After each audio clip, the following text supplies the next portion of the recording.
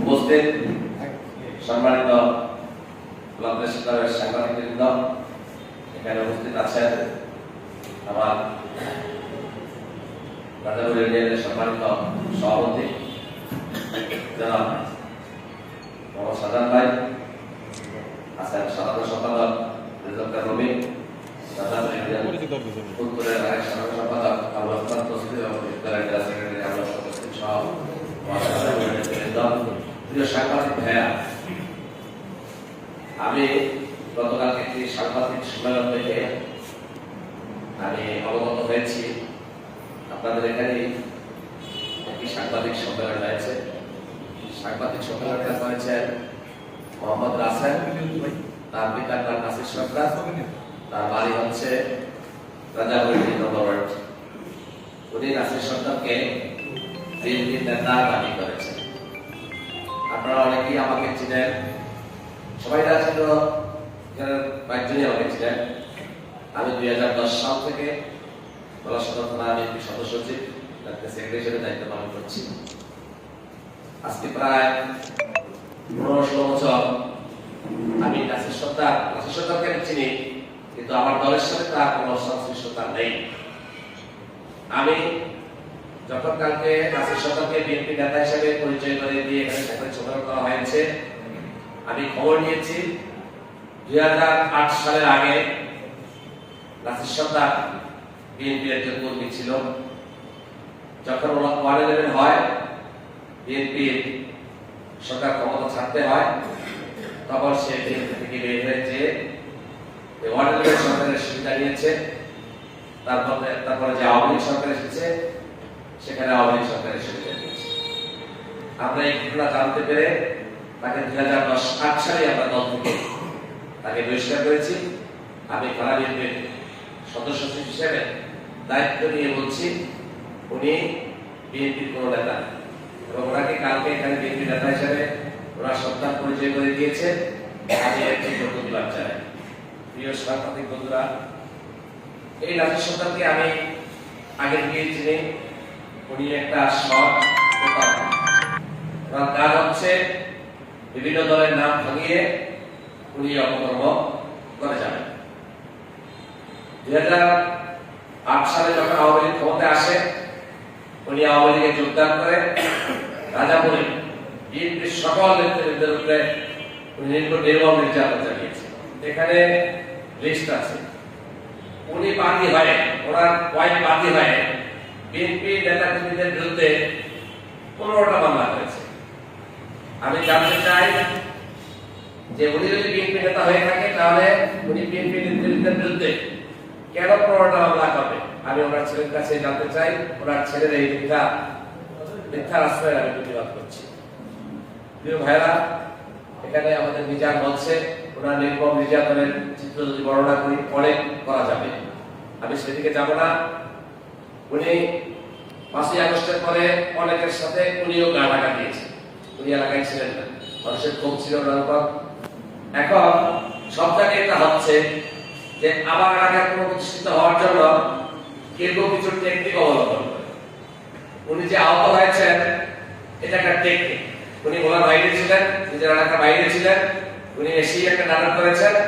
এই নাটক করে উনি একটা টেকনিক করে এলাকায় আমার থাকার চেষ্টা করেছেন।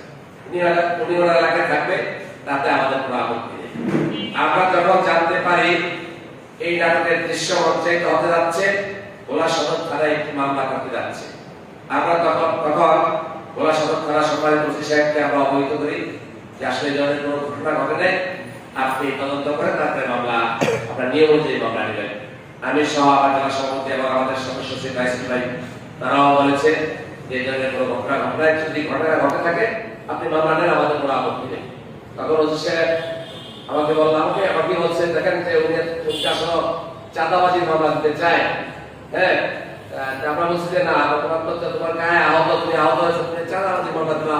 এখানে একটা সে আপনার সরদার পরিচয় দিয়েছে, আমাদের বিরুদ্ধে চাঁদাবাজির মামলা দিতে চেয়েছে।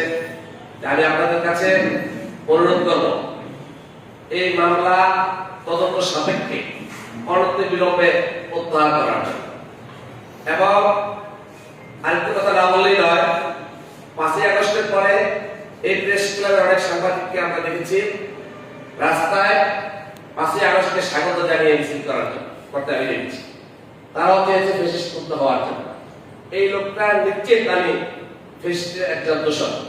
এই লোকটাকে কে বা কাহারা ভয় পুনঃপ্রতিষ্ঠিত করতে চায় আমি আপনাদের কাছে জানতে চাই, এবং আপনাদের তদন্তের মাঝে আমি আশা রাখি প্রকাশ করবেন শুধু এই লোক নয়, যারা ফ্যাসিস্টের দোষর আছে তাদেরকে কারা ভয় পুনঃপ্রতিষ্ঠিত করতে চায় আপনার তদন্তের মাধ্যমে এটা জানাবেন। এবং যদি মনে করেন যে এরা ফ্যাসিস্ট ছিল, ফ্যাসিস্টের জায়গায় বাংলাদেশে হবে না, তাহলে আমরা আপনারা সকলে মিলে ফ্যাসিস্টকে রুখতে হবে। প্রিয় সাংবাদিক ভাইরা, আমি অত্যন্ত দুঃখের সহিত জানতে চাই যখন আমরা ভোলা সদর থানা সম্মানিত ওসি সাহেবের সাথে কথা বলি, উনি বলেন যে উপরের নির্দেশ আছে। আচ্ছা, আমি আপনাদেরকে বলি উপর মানে আমরা জানি ভোলার এসপি সাহেব, আর আমাদের উপর মানে আমরা জানি আমাদের জেলা বিএনপির আহ্বায়ক আলহাজ গোলাম নবী আলমগীর, সদস্য রাইজুল আলম, আর কেন্দ্রে আছে আমাদের প্রাণপ্রিয় নেতা আমাদের প্রায় প্রধানমন্ত্রী জনাব তারেক। এর মাঝে আসলে আমরা উপর বলতে কাকে বোঝায় এটা আমরা বুঝি না।